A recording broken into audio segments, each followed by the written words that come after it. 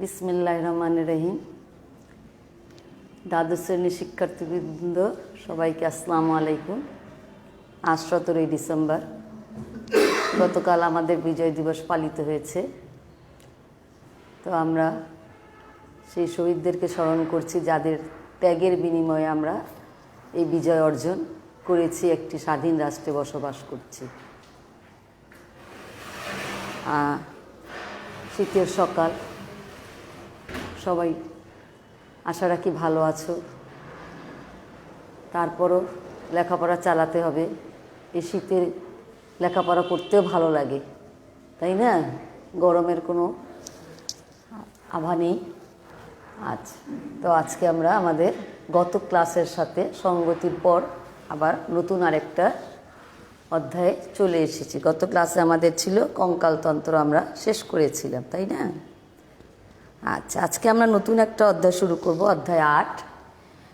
এটা হচ্ছে মানব শারীরতত্ত্বের সমন্বয় ও নিয়ন্ত্রণ। আচ্ছা, এখন সমন্বয়, তাই না? বুঝে বললাম গতকাল ছিল আমাদের 16ই ডিসেম্বর, আজকে 17ই ডিসেম্বর। 16র পরে 17 আসছে, কথার সাথে একটার পর আরেকটা আসবে, এটাই তো নিয়ম। 16র পরে তো আর 18 আসতে পারে না, পারে? ধারাবাহিকতা, এটাই হচ্ছে আমার নিয়ন্ত্রণ, তাই না? সমন্বয় ও নিয়ন্ত্রণ। এখন এই যে আমাদের দেহ গঠিত হয়েছে কি দিয়ে? সবাই আমরা জানি, কোষ দিয়ে। এই কোষ যখন অনেকগুলো কোষ একত্রিত হয়ে আমাদের কি তৈরি করে? টিস্যু তৈরি করে। আবার টিস্যু থেকে হচ্ছে অঙ্গ, কোষ থেকে টিস্যু, টিস্যু থেকে অঙ্গ। এই অঙ্গগুলো আমাদের প্রত্যেকটা অঙ্গ আমরা সঠিকভাবে যদি আমাদের যে কোনো কাজ পরিচালনা করতে যায়, যদি সঠিকভাবে না করে, তাহলে কিন্তু কাজের ধারাবাহিকতা থাকে না। তখন আর আমরা বলতে পারি না এই কাজটা সুষ্ঠুভাবে সম্পাদন হয়েছে। এই যে সুষ্ঠুভাবে সম্পাদন হওয়া, এটাই হচ্ছে আমার গিয়ে কি সমন্বয়। মনে করো, আমি একটা উদাহরণ দিয়ে বলছি। তুমি ভাত খেতে বসেছো, তাই না? প্রথমে তোমার যে পঞ্চেন্দ্রিয়র একটি চোখ দিয়ে আমরা দেখব ভাত কোথায় রাখা আছে। তারপর সে ভাতটা দেখব, ভাতের গন্ধও আমরা নিচ্ছি নাক দিয়ে। এরপর আমি আমার হাতটাকে কাজে লাগাচ্ছি খাওয়ার কাজে। আমাদের মুখের ভিতরে যখন দিই, মুখ গহ্বরের ভিতরে কি হচ্ছে? খাবারটা দাঁতের মাধ্যমে পিষে বিভিন্ন লালার মাধ্যমে আমাদের গলার্ধকরণ হচ্ছে। এই গলার্ধকরণে আবার আরেকটা প্রক্রিয়া আছে, পেরিস্টালসিস প্রক্রিয়া, তোমাদের আমি পড়িয়েছিলাম। এই প্রক্রিয়ার সাহায্যে উপর থেকে খাবারটা পাকস্থলীতে চলে আসে। এরপর পাকস্থলীতে বিভিন্ন ধরনের এনজাইম খাবারটাকে কি করে? ভেঙে খাবারের যে মূল উপাদান তাতে বিশ্লিষ্ট হয়। বিশ্লিষ্ট হয়ে আমার খাবার থেকে আমরা কি পাচ্ছি? সর্বশেষে শক্তি পাচ্ছি। এটা একটা দেহের ভিতরে দেখো বাহ্যিকভাবে কাজটা শুরু হয়েছে, কিন্তু দেহের অভ্যন্তরে গিয়ে কি হয়েছে? কাজটা শেষ হয়েছে। এই যে একটা অঙ্গের সাথে আরেকটা অঙ্গের কি রয়েছে? সমন্বয় রয়েছে। এটাই হচ্ছে আমার একটি সমন্বয়ের উদাহরণ। তুমি কিন্তু খাবারটা মুখে দেওয়ার সাথে সাথেই তুমি কি পাচ্ছ না? শক্তি পাচ্ছ না। পাচ্ছ না কিন্তু। এই যে কাজগুলো একটার পর একটা ধাপে ধাপে চলে আসছে, এটাই হচ্ছে আমার সমন্বয়। এবং এই সমন্বয়ের কাজে আমার কি হচ্ছে? কিছু যে তোমার গিয়ে হরমোন, এগুলাকে কি করছে? তোমার বা এনজাইম এটাকে নিয়ন্ত্রণ করছে, তাই তো? তো তুমি তো চোখ দিয়ে যদি ঠিকমতো দেখেছো বলে খাবারটাকে মুখে দিতে পেরেছো। এগুলো হচ্ছে আজকের আমাদের এই সব কাজ হচ্ছে আমাদের, যে এই যে চোখ দিয়ে তুমি দেখেছো, এই দেখাটা তোমার বাহিরের পরিবেশ থেকে এই যে উদ্দীপনাটা, খাবারটা সামনে আছে, এই উদ্দীপনাটা আমার মস্তিষ্কের মধ্যে পৌঁছে দিয়েছে। যে তন্ত্রের মাধ্যমে এই বাহিরের পরিবেশ থেকে উদ্দীপনা আমাদের মস্তিষ্কের মধ্যে চলে যাচ্ছে, এবং মস্তিষ্ক সেই অনুযায়ী কী করছে? বিভিন্ন হরমোন বা এনজাইম সিক্রেশন করে কাজটাকে দেহের আভ্যন্তরে কি করছে, সহজ করে দিচ্ছে। এটাই হচ্ছে আমার স্নায়ুতন্ত্র। এখন এই স্নায়ুতন্ত্র যে মূল যে একক, সেটা হচ্ছে আমার গিয়ে কি, নিউরন। আমরা জানি স্নায়ুতন্ত্রের একককে নিউরন। দেহের যেমন আমার গঠন ও কাজের একক হচ্ছে কোষ, সেরকম স্নায়ুতন্ত্রেরও তোমার গিয়ে একক হচ্ছে নিউরন। আর আমরা স্নায়ুতন্ত্রটা শিখব। এখানে স্নায়ুতন্ত্রের ভূমিকা সমন্বয় ও নিঃসরণের মধ্যে খুবই গুরুত্বপূর্ণ। এখানে আমি যে স্নায়ুতন্ত্রের যে উদাহরণটা দিয়েছি, দেখো এখানে স্নায়ুতন্ত্র আমার তিনটি সুস্পষ্ট কাজ সম্পূর্ণ করে। এক নম্বর হচ্ছে আমি বাহ্যিক পরিবেশ, ভাতটা থালায় ছিল বাহ্যিক পরিবেশে, হাত দিয়ে বাহিরে, এই বাহ্যিক পরিবেশের সাথে আমার অভ্যন্তরীণ, আমার মুখে গিয়েছে, গলায় গিয়েছে, আভ্যন্তরীণ পরিবেশের পরিবর্তন সম্পর্কিত যে তথ্যাদি কী করে, সংগ্রহ করে। এক নাম্বার স্নায়ুতন্ত্রে। দুই নাম্বার হচ্ছে যে আমি যে এই যে সংগ্রহ করলাম তথ্যাদিটা, এই তথ্যাদিটার সাথে আমার গলায় যদি সাপোজ ধরো খাবারটা অনেক সময় আটকে যায়, তুমি এই তথ্যের ভিত্তিতে কি করবে, এক গ্লাস পানি খাবে।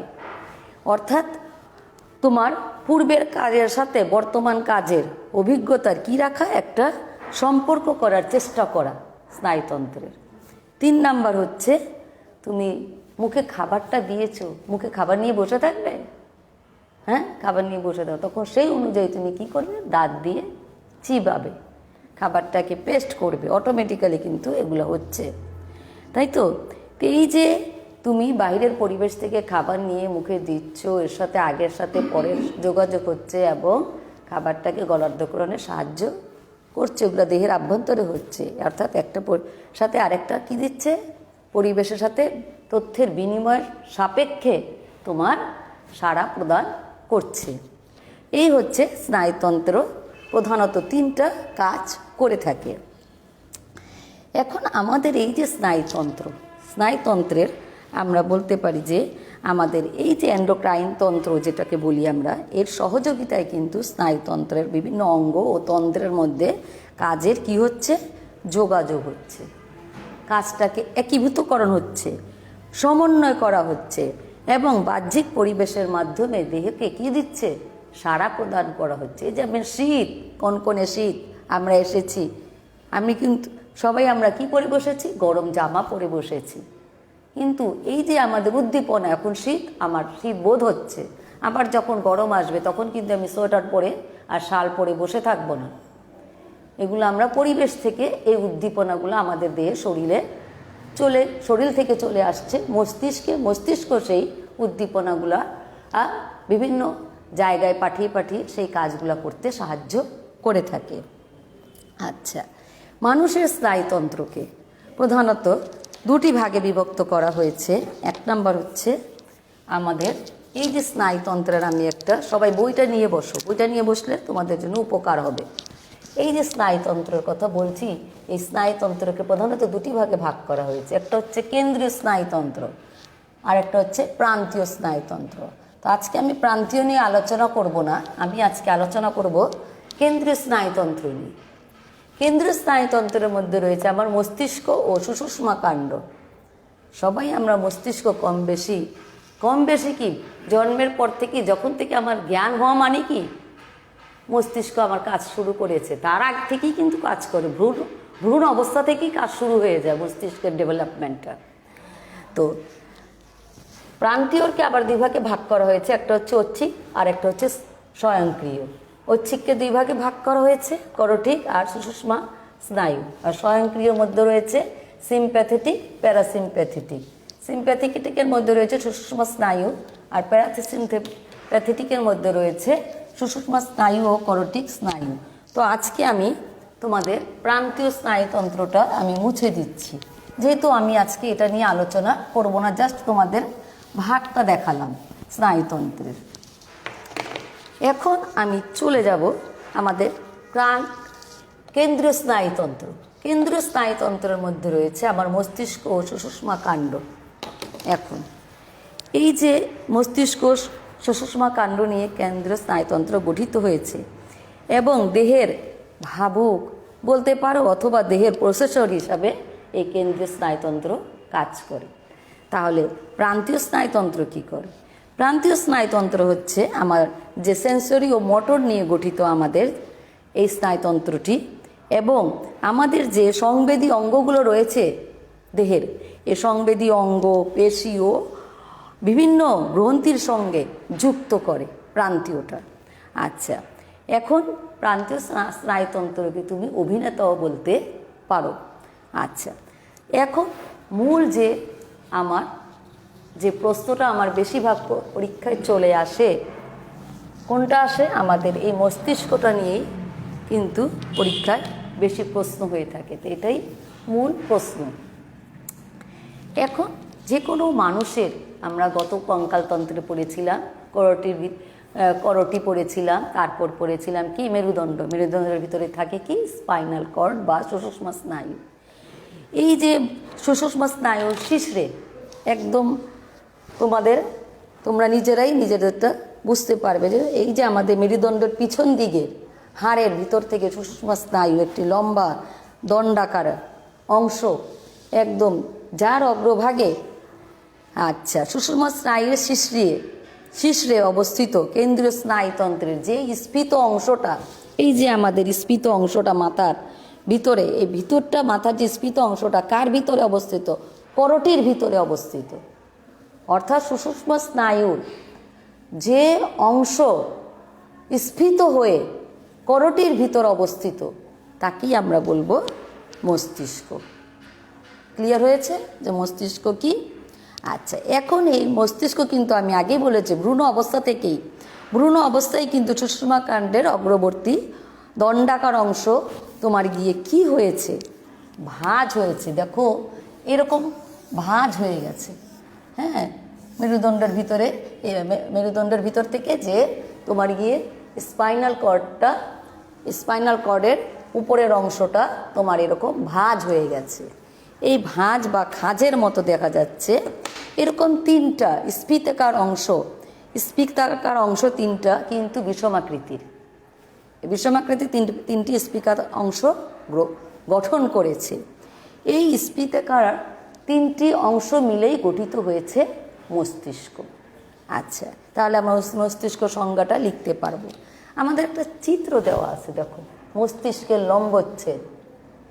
এই মস্তিষ্কের লম্বচ্ছেদটা দেখো তোমরা সবাই, গরু খাসির মগজ যেটা খাও সবাই বাসায় আনো এবং দেখেছেও সবাই। এরকম মস্তিষ্কর খুলির ভিতরে রয়েছে এই জিনিসটা। এটা কিন্তু একটা পার্ট, এরকম আরেকটা পার্ট রয়েছে আমার ডান পাশ আর বাম পাশ। হ্যাঁ, এরকম মস্তিষ্কের তিনটা সামনের দিক থেকে এই স্ফীত অংশটি তোমার গিয়ে তিনটা অংশে বিভক্ত হয়েছে। এই যে এখানে আমি একটা চার্ট দেখাচ্ছি তোমাদেরকে, সবার বইয়ে দেখো চার্টটা দেওয়া আছে, মস্তিষ্কের চার্ট। মস্তিষ্ককে তিনটি অংশে বিভক্ত করা হয়েছে। অগ্রমস্তিষ্ক, সামনের দিকের যে মস্তিষ্কটা সেটা হচ্ছে অগ্রমস্তিষ্ক, এবং অগ্রমস্তিষ্কের নিচে সামান্য অংশ জুড়ে অবস্থিত রয়েছে মধ্য মস্তিষ্ক। এরপর পিছনের দিকে রয়েছে পশ্চাৎ। তাহলে অগ্রমস্তিষ্ক এবং পশ্চাৎ মস্তিষ্কের মাঝখানে রয়েছে মধ্য মস্তিষ্ক। ঠিক আছে, এই অগ্রমস্তিষ্ককে আবার দেখো কয়েকটি ভাগে ভাগ করা হয়েছে: সেরিব্রাম, থ্যালামাস, হাইপোথ্যালামাস। আর মধ্য মস্তিষ্ককে ভাগ করা হয়েছে সেরিব্রাল পেডাঙ্কল আর কর্পোরা তোমার গিয়ে কোয়াড্রিসেমিনা এবং সেরিব্রাল অ্যাকুইডাক্ট। এরপর পশ্চাৎ মস্তিষ্ককে ভাগ করা হয়েছে তিনটি ভাগে: সেরিবেলাম, মেডুলো অবলাঙ্গেটা এবং পন্স। আচ্ছা, তাহলে এই ভাগটা আমরা শিখে ফেলবো। মস্তিষ্কের যে অংশগুলো যে ভাগে বিভক্ত হয়েছে এগুলো আমরা নামগুলো শিখে ফেলবো। এখন আমি তোমাদেরকে অগ্রমস্তিষ্কের বিবরণটা দেব।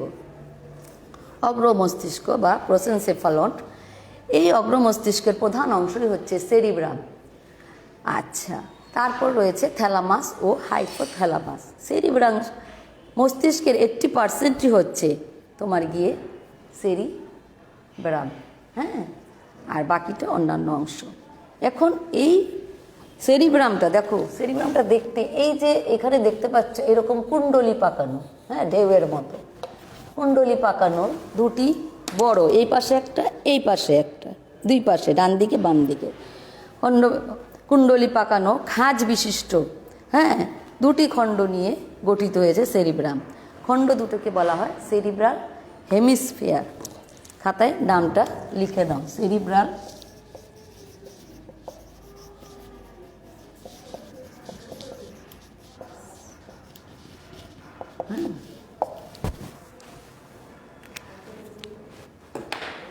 নাম দুটো মনে থাকবে তো, যে খণ্ডগুলো দুটো খণ্ডর এক একটাকে বলবো আমরা সেরিব্রাল হেমিস্ফিয়ার।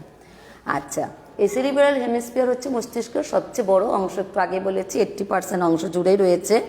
আচ্ছা, এখন এই দুইটা, এই যে সেরিব্রাল হেমিস্ফিয়ার দুই ভাগ তো, এটা একটা আর একটা এই পাশে আছে, দুই পাশে ডান দিকে বাম দিক, এই দুইটা আবার তোমার গিয়ে তোমার স্নায়ুগুচ্ছ দিয়ে, ভিতরের দিকে স্নায়ুগুচ্ছ দিয়ে এরা কি হয়েছে, সংযুক্ত রয়েছে খণ্ড দুটি।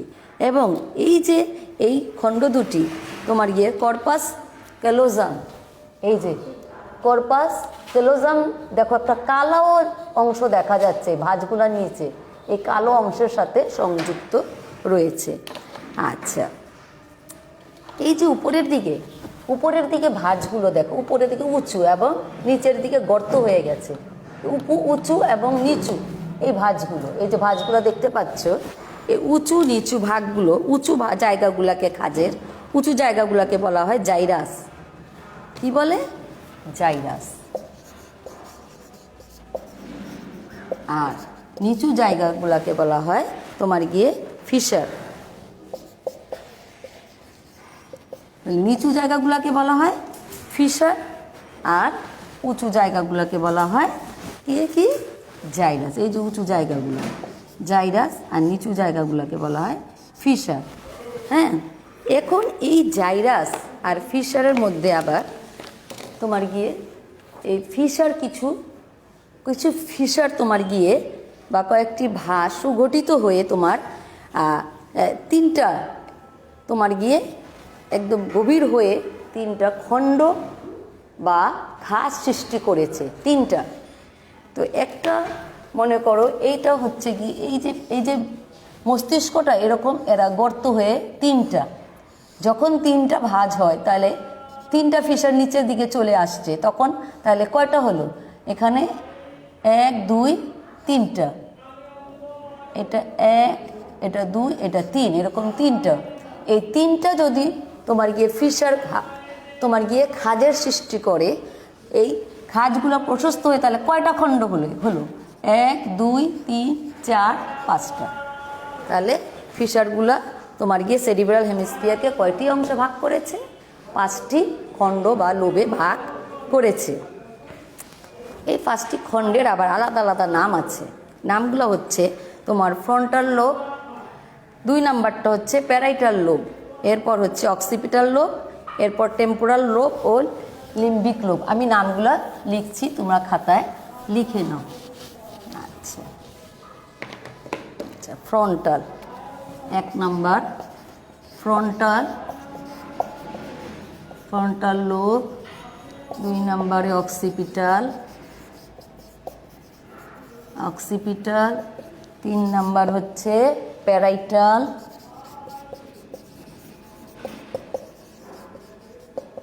4 নাম্বার হচ্ছে তোমার অক্সিপিটাল, প্যারাইটাল, ফ্রন্টাল, তারপর তোমার গিয়ে টেম্পোরাল,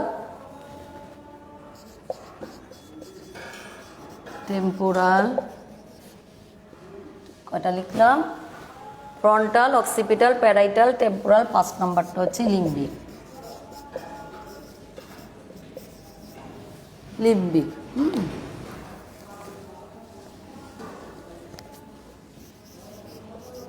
তাহলে দেখো এই 5টা লোব তোমার গিয়ে ফিশার কি করেছে? এই ফিশার তোমার গিয়ে 5টা লোব সৃষ্টি করেছে, 5টা আলাদা আলাদা নাম রয়েছে সেরিব্রাল হেমিস্ফিয়ারের। Frontal, occipital, parietal, temporal, limbic. এই অংশটা এই যে নিচের দিকে খাঁজ হয়ে গেছে সেরিব্রামের। হ্যাঁ, আচ্ছা, এখন এই সেরিব্রালের বাহিরের স্তরটা হচ্ছে গিয়ে 3 সেন্টিমিটার পুরু এবং গ্রে ম্যাটারে গঠিত। তোমরা ক্লাস 8-9 পড়ে এসেছো গ্রে ম্যাটার। এই গ্রে ম্যাটার অর্থাৎ বাহিরের দিকটা গ্রে কালারের, এবং এর নাম হচ্ছে বাহিরের দিকের সেরিব্রাল হেমিস্ফিয়ারের বাহিরের দিকের যে অংশটা তার নাম হচ্ছে সেরিব্রাল কর্টেক্স। হ্যাঁ, এবং এর নিচের দিকের স্তরটা হচ্ছে তোমার গিয়ে ভিতর, অর্থাৎ সেরিব্রালের ভিতরের দিকের অংশটা তোমার গিয়ে হোয়াইট ম্যাটার, অন্তঃস্তরটা। এই হোয়াইট ম্যাটারের ভিতরের দিকের অংশটাকে বলা হয় সেরিব্রাল মেডুলা। একটা হচ্ছে সেরিব্রাল কর্টেক্স আর একটা হচ্ছে সেরিব্রাল মেডুলা।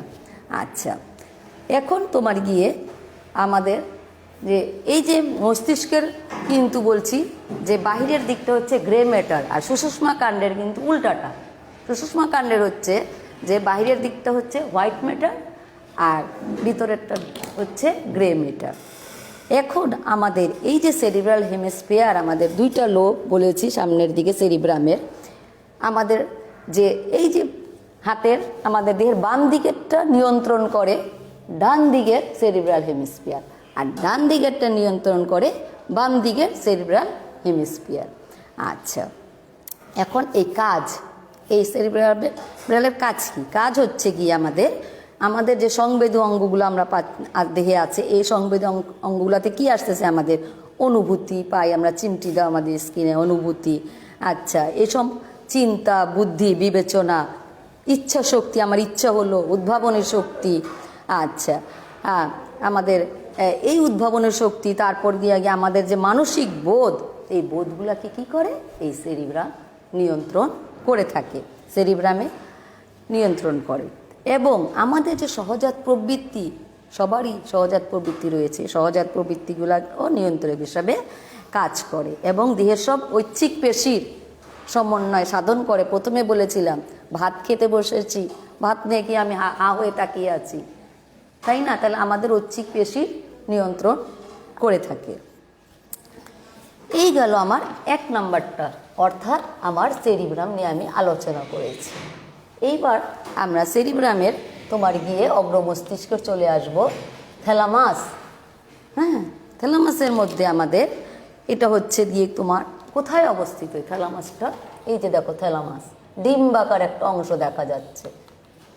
এটা কোথায় অবস্থিত? দেখো আমাদের অগ্রমস্তিষ্কের নিচে, অর্থাৎ সেরিব্রামের এই যে সেরিব্রামের ঠিক নিচে অবস্থিত থ্যালামাসটা।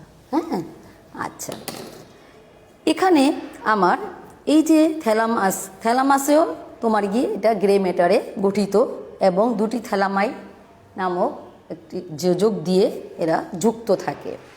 এর কাজ কি? এর কাজ হচ্ছে রিলে স্টেশনের মতো কাজ করে। তোমরা রিলে খেলা দেখেছো? এই রিলের মতো যে আমার যে বাহির থেকে যে উদ্দীপনা কিন্তু সরাসরি আমার সেরিব্রামে আসবে না, এখানে আসতে হবে তোমার গিয়ে কোথায় আসবে? প্রথমে আসবে তোমার গিয়ে এই তোমার এই সেরিব্রামে আসার আগে তোমাকে থ্যালামাস হয়ে তোমার যে কোনো আবেগ, যে কোনো অনুভূতি তোমার প্রথমে আসবে থ্যালামাস থেকে তোমার চলে যাবে সেরিব্রামে। আচ্ছা, এর কাজ হচ্ছে তোমার চাপ, তারপরে তোমার গিয়ে আমাদের যে স্পর্শ, যন্ত্রণা, অনুভূতি, আবেগ এসব নিয়ন্ত্রণ করে। এছাড়াও আমাদের হঠাৎ ঘুম থেকে আমি জেগে উঠলাম, এই হঠাৎ ঘুম থেকে জাগানো, পরিবেশ সম্পর্কে বিভিন্ন তোমার গিয়ে সতর্কবাণী করে দেওয়াও এই থ্যালামাসের কাজ। আচ্ছা, এবার আমরা চলে আসব আমাদের অগ্রমস্তিষ্কের আরেকটা ভাগ রয়েছে হাইপোথ্যালামাস। হ্যাঁ, হাইপোথ্যালামাস এই যে দেখো ঠিক থ্যালামাসের নিচের দিকে ফোটা ফোটা ফোটা ফোটা দেওয়া আছে। হ্যাঁ, আচ্ছা, এই থ্যালামাসের ঠিক নিচে গ্রে ম্যাটার দিয়ে এটাও নির্মিত এবং 1 ডজন পৃথক অঞ্চলে বিভক্ত রয়েছে। 1 ডজন পৃথক অঞ্চল, প্রতিটা অঞ্চলের একটা করে নির্দিষ্ট কাজ রয়েছে। কারোর সাথে কারো কাজের মিল নেই, প্রত্যেকটা কাজে আলাদা আলাদা সুনির্দিষ্টভাবে নিয়োজিত রয়েছে। হাইপোথ্যালামাসের একটা অংশ, এই দেখো এখান থেকে একটা অংশ পিটুইটারি গ্রন্থের সঙ্গে যুক্ত। দেখো পিটুইটারি গ্রন্থির নাম শুনেছো? এখান থেকে কি বের হয়? হরমোন বের হয়, যা আমার দেহের বিভিন্ন কাজের সমন্বয় সাধন করে থাকে, তাই তো? আচ্ছা, এই পিটুইটারি গ্রন্থের সঙ্গে সংযুক্ত। এর কাজ কি? এর কাজ হচ্ছে স্বয়ংক্রিয়ভাবে স্বয়ংক্রিয় যে স্নায়ুকেন্দ্র রয়েছে, এই স্বয়ংক্রিয় স্নায়ুকেন্দ্র হিসাবে এরা কাজ করে এবং আমাদের দেহের তাপ নিয়ন্ত্রণ করে, আমাদের ক্ষুধা, আমাদের তৃষ্ণা, আমাদের ঘুম, আমাদের রাগ, ক্ষোভ, ভালোবাসা, ঘৃণা সব কিছুর কেন্দ্র হিসেবে এই তোমার গিয়ে হাইপোথ্যালামাস কাজ করে। এখান থেকে হরমোন নিঃসৃত হয়। ওই যে বলেছি হরমোন পিটুইটারি গ্রন্থি থেকে, পিটুইটারি গ্রন্থির সঙ্গে সংযুক্ত, কাজে এখান থেকে হরমোনও নিঃসৃত হয়। এই হরমোনটা আবার ট্রপিক হরমোন, যেটা এই ট্রপিক হরমোনের মধ্যে নিয়ন্ত্রণ করে। যে হরমোনগুলো নিয়ন্ত্রিত হচ্ছে সেগুলো জমা থাকে তোমার এই পিটুইটারি গ্রন্থির মধ্যে, এবং এই হরমোন দুটির নাম হচ্ছে নিউরো হরমোন, একটার নাম হচ্ছে তোমার গিয়ে ভাসোপ্রেসিন ও অক্সিটোসিন। আচ্ছা, এরপর এই গেল আমার অগ্র মস্তিষ্ক। এখন আমার রয়েছে মধ্য মস্তিষ্ক এবং পশ্চাৎ মস্তিষ্ক। মধ্য মস্তিষ্কটা আমার ছোট, খুব দেখো অগ্র মস্তিষ্কের নিচের দিকে অবস্থিত, সামান্য জায়গা জুড়ে দেখা যাচ্ছে। আচ্ছা, সামান্য জায়গা জুড়ে ছোট্ট একটা সংকুচিত স্থান মধ্য মস্তিষ্ক। আচ্ছা, এখানে তোমার রয়েছে মধ্য মস্তিষ্কর মধ্যে রয়েছে তোমার সেরিব্রাল পেডাঙ্কল, কর্পোরা কোয়াড্রিজেমিনা ও সেরিব্রাল অ্যাকুইডাক্ট। এখানে যে দুটো নালী রয়েছে, এই মধ্য মস্তিষ্কের মধ্যে দুটো নালী রয়েছে বা নলের মতো আকৃতি, এবং দুটি স্নায়ুরজ্জুর সাথে এরা সংযুক্ত থাকে। এই যে এরা তোমার গিয়ে এই প্রতিটি তোমার গিয়ে এই একটার উপরে একটা নিচে একটা অবস্থিত, অঙ্কীয় দেশে দুটো, পৃষ্ঠীয় দেশে দুটো তোমার। আচ্ছা, তাহলে প্রথমটা হচ্ছে সেরিব্রাল পেডাঙ্কল, আর তোমার গিয়ে দ্বিতীয়টা হচ্ছে কর্পোরা কোয়াড্রিজেমিনা। এছাড়া এখানে একটি তরল নালী রয়েছে, এই জায়গাটায় তরল নালী রয়েছে। তরল নালীটা হচ্ছে গিয়ে তোমার কী নাম, তোমার তরল নালীটা হচ্ছে গিয়ে সেরিব্রাল অ্যাকুইডাক্ট। হ্যাঁ, এই মধ্য মস্তিষ্কের কাজ হচ্ছে গিয়ে অগ্র পশ্চাৎ মস্তিষ্কের মধ্যে যোগসূত্র রচনা করা। এই যে অগ্র মস্তিষ্ক আর এই যে পশ্চাৎ মস্তিষ্ক, মাঝখানে এদের সাথে এর যোগাযোগ রক্ষা করা হচ্ছে মধ্য মস্তিষ্কের কাজ। এরপর আমি চলে আসব তোমাদের পশ্চাৎ মস্তিষ্ক। দেখো মধ্য মস্তিষ্কের নিচে, তাই না? হ্যাঁ, অবস্থিত। আচ্ছা, এখানে তোমার গিয়ে তিনটা অংশ রয়েছে। এই তিনটা অংশ হচ্ছে সেরিবেলাম, মেডুলা অবলাঙ্গাটা এবং পন্স। এখন দেখো এখানে তোমার সেরিবেলামটা দেখো, একটা পাতার মতো অংশ দেখা যাচ্ছে। হ্যাঁ, পাতার মতো অংশ মধ্য মস্তিষ্কের সাইড দিয়ে দেখা যাচ্ছে। এটা হচ্ছে সেরিবেলাম। তারপরে রয়েছে তোমার এই লম্বা নালিকার মতো দণ্ডটি, এটা হচ্ছে মেডুলা অবলাঙ্গাটা। এরপর পিছনের দিকে রয়েছে তোমার সেরিবেলামের পিছনে রয়েছে পন্স। এই তিনটা অংশ নিয়ে গঠিত হয়েছে পশ্চাৎ মস্তিষ্ক। সেরিবেলাম পশ্চাৎ মস্তিষ্কের অনেকখানি জায়গা জুড়ে রয়েছে। আচ্ছা, একজন পূর্ণবয়স্ক মানুষের সেরিবেলাম তোমার গিয়ে সেরিবেলামের গড় ওজন হচ্ছে 150 গ্রাম। আচ্ছা, এখন এই সেরিবেলামের কাজ হচ্ছে তোমার গিয়ে আমাদের চলাফেরাকে নিয়ন্ত্রণ করে, আমাদের ঐচ্ছিক চলাফেরা, ঐচ্ছিক পেশিটা নিয়ন্ত্রণ করে, আর আমাদের দেহের ভারসাম্য নিয়ন্ত্রণ করে থাকে। অর্থাৎ যদি মানুষের অনেকে শুনবা যে প্যারালাইসিস হয়ে গেছে, অর্থাৎ প্যারালাইসিস হওয়া মানে কি? প্যারালাইসিস হওয়া মানে কি? দেহের চলাফেরা করতে পারে না, শরীর অসাড় হয়ে পড়ে। অর্থাৎ সেরিবেলাম এই কাজটা করে থাকে, চলাফেরাকে নিয়ন্ত্রণ করে। এরপর রয়েছে আমার মেডুলা অবলাঙ্গাটা।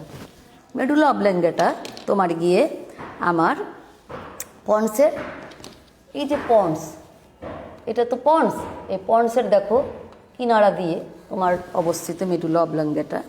আচ্ছা, মেডুলা অবলাঙ্গাটা অনেকটা পিরামিড আকৃতির, দণ্ডাকৃতির একটি অংশ, যা লম্বায় 3 সেন্টিমিটার। হ্যাঁ, আর তোমার গিয়ে এর কাজ কি? মেডুলা অবলাঙ্গাটার কাজ হচ্ছে গিয়ে আমরা যে আমাদের যে হৃৎপিণ্ডের যে স্পন্দন, এই স্পন্দন, আমাদের শ্বসন, আমাদের গলার্ধকরণ, কাশি, রক্তবাহিকা নালীর সংকোচন, প্রসারণ, লালাকরণ ইত্যাদি, তুমি এই সমস্ত ইত্যাদি তোমার স্বয়ংক্রিয়ভাবে নিয়ন্ত্রিত নিয়ন্ত্রণ কেন্দ্র হিসাবে কাজ করে। এছাড়া মলমূত্র ত্যাগ, রক্তচাপ, পৌষ্টিক নালীর যে পেরিস্টালটিস প্রক্রিয়া প্রভৃতি নিয়ন্ত্রণ করে থাকে। সুষুম্না কাণ্ড ও সুষুম্না কাণ্ড এবং মস্তিষ্কের মধ্যে কি করে? যোগাযোগ রক্ষা করে মেডুলা অবলাঙ্গেটা। আচ্ছা, এরপর চলো আমি চলে আসি আমাদের 3 নাম্বারটা হচ্ছে পন্স। পন্স হচ্ছে মেডুলার অবলাঙ্গাটার প্রশস্ত অংশের মেঝেতে অবস্থিত। এই যে এইটা হচ্ছে গিয়ে আমার পন্স। এই পন্স আড়াআড়িভাবে অবস্থিত স্নায়ুতন্ত্রের একটি অংশ। আচ্ছা, এখন সেরিবেলাম এর কাজ হচ্ছে সেরিবেলাম সুষুম্না কাণ্ড ও মস্তিষ্কের অংশের মধ্যে রিলে স্টেশন হিসাবে কাজ করে। রিলে স্টেশন মানে কোনো বাইরে উদ্দীপনা আসছে তখন এই পন্সের কাছে যাবে, পন্স থেকে অন্যান্য অংশে চলে গেল। দেহের দুপাশের পেশির কর্মকাণ্ড সমন্বয় সাধন করে, স্বাভাবিক শ্বাসক্রিয়ার হার নিয়ন্ত্রণ করে এবং এখান থেকে যে পঞ্চম ও অষ্টম করোটিক স্নায়ু এইগুলো দেহের নানাবিধ কাজ করে থাকে। এই যে 3টা পশ্চাৎ মস্তিষ্কের 3টা অংশ আমি তোমাদের এখন দেখালাম। তো তোমরা মস্তিষ্কের 3টা ভাগের আবার প্রতিটা ভাগ নিয়ে আমি আলোচনা করে দেখালাম। তোমরা চিত্রের সাথে মিল করে করে বইটা পড়বে, আশা রাখি বুঝতে পারবে এবং 1 নিমিষেই লিখতে পারবে, আর ছবিটা আঁকা শিখবে। তো আশা রাখি বুঝতে পেরেছো। আজকের ক্লাস এখানে শেষ করছি। সবাইকে ধন্যবাদ জানাচ্ছি। আসসালামু আলাইকুম।